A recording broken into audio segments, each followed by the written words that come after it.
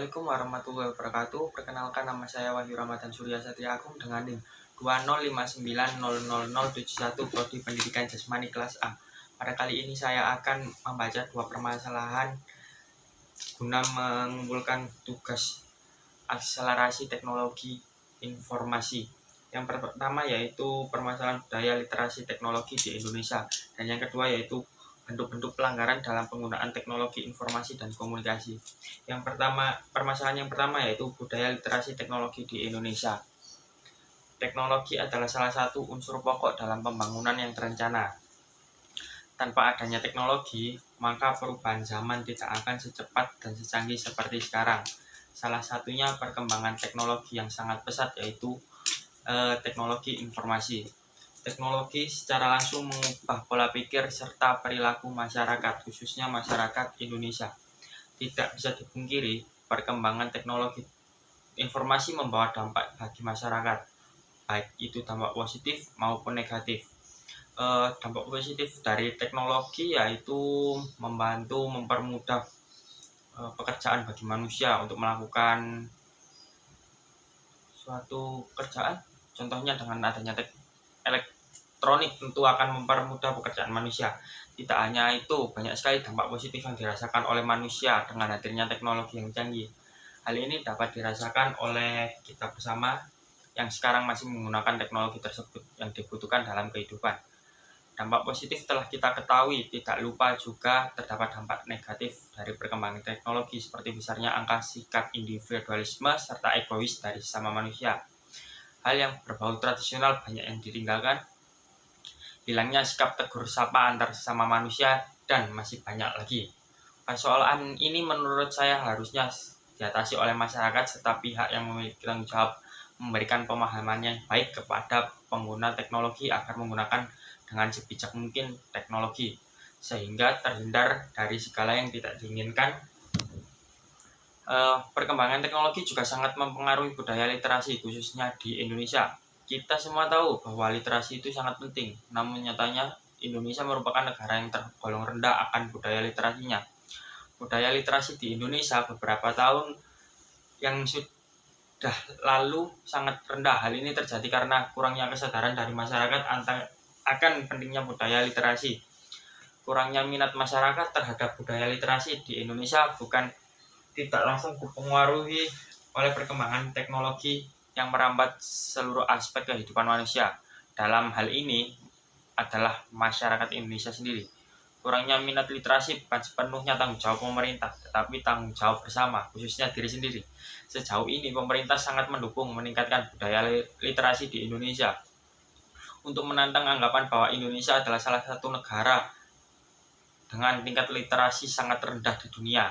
Di kawasan ASEAN saja, posisi budaya literasi Indonesia berada di bawah Singapura, Malaysia, dan Thailand. Sebagai negara dengan penduduk terbanyak kelima di dunia, masyarakat Indonesia dianggap tidak gemar membaca, menulis, berhitung, ataupun berkreasi, yang menjadi ciri kuatnya tingkat budaya literasi suatu bangsa. Menurut data UNESCO, pada 2016 minat baca masyarakat Indonesia sangat memprihatinkan. Bagaimana tidak? Kurang lebih dari 270 masyarakat Indonesia hanya 0,001%. Artinya dari 1.000 orang Indonesia, hanya satu orang yang rajin membaca. Minat baca orang Indonesia berada di peringkat 60, hanya satu tingkat di atas Botswana, salah satu negara di Afrika yang berada di peringkat 61. Peran serta masyarakat untuk meningkatkan budaya literasi di Indonesia sangat dibutuhkan. Bahkan beberapa komunitas sudah didirikan oleh masyarakat Indonesia, khususnya kalangan akademisi seperti Ruang Abstrak Literasi, Gerakan Nasional, Taman Baca, dan lain sebagainya. Tujuan dari komunitas-komunitas ini adalah untuk meningkatkan budaya literasi di tengah kehidupan masyarakat yang sangat rendah minatnya terhadap budaya literasi. Hadirnya teknologi di tengah kehidupan masyarakat memberikan manfaat bagi kita untuk turut serta memperjuangkan budaya literasi Indonesia semakin maju dan bisa bersaing dengan negara-negara di dunia. Perlu digarisbawahi, sulit untuk menghindari dampak negatif dari perkembangan teknologi informasi terhadap budaya literasi di Indonesia. Tetapi bagaimana cara kita menyikapi segala persoalan yang ada agar tidak menghambat kita untuk berjuang meningkatkan budaya literasi di tengah perkembangan teknologi informasi yang sangat pesat ini? Tentu peran serta dari pemerintah atau juga dorongan dari lembaga-lembaga terkait untuk bisa memberikan bantuan guna untuk menjamin atau memfasilitasi agar masyarakat Indonesia memiliki minat yang tinggi terhadap budaya literasi. Yang kedua permasalahannya yaitu bentuk-bentuk pelanggaran dalam penggunaan teknologi informasi dan komunikasi. Perkembangan teknologi akan semakin berkembang hingga saat ini dan juga manusia semakin bergantung pada kebutuhan teknologi. Salah satunya adalah kemunculan internet yang sangat berkembang pesat, mulai dari 2G hingga saat ini yang sedang dalam proses pengujiannya yaitu 5G. Semakin cepatnya perkembangan internet juga membuat perubahan dalam beberapa etika manusia di bidang industri. Internet juga memudahkan manusia dalam menggunakan dan memahami sesuatu, karena semua hal yang berada di internet dapat dijangkau dan dipelajari dengan mudah, yaitu dengan internet itu sendiri. Internet juga berkembang akibat gadget yang dimiliki manusia juga semakin baik, yang pada awalnya manusia menggunakan mobile phone hingga saat ini berubah menjadi smartphone.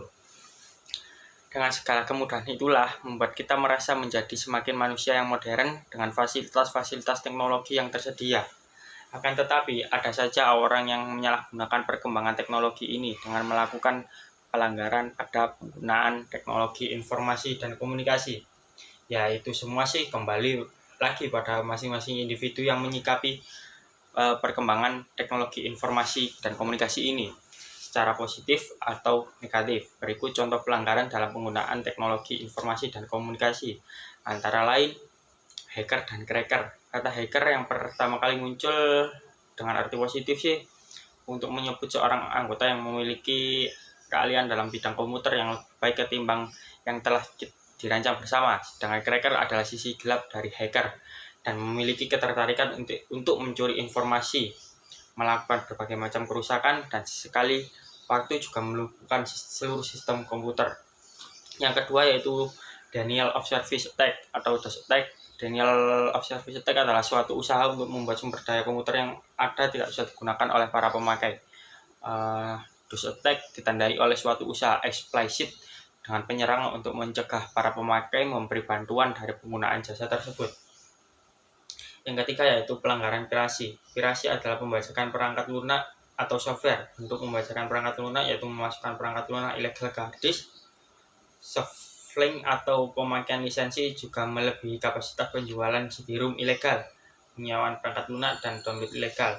Yang ketiga yaitu fraud, merupakan kejahatan manipulasi informasi dengan tujuan mengeruk keuntungan yang sebesar-besarnya. Biasanya kejahatan yang dilakukan adalah memanipulasi informasi keuangan. Yang keempat yaitu gambling. Perjudian tidak hanya dilakukan secara konvensional, akan tetapi perjudian sudah marak di dunia cyber yang berskala global. Jenis-jenis online gambling antara lain online kasino dan online poker. Yang kelima yaitu pornografi dan pedofilia. Pornografi merupakan jenis kejahatan dengan menyajikan bentuk tubuh tanpa busana, erotis, dan kegiatan seksual lainnya dengan tujuan merusak moral. Pedofilia merupakan kejahatan penyimpangan seksual yang lebih condong ke arah anak-anak atau child pornografi.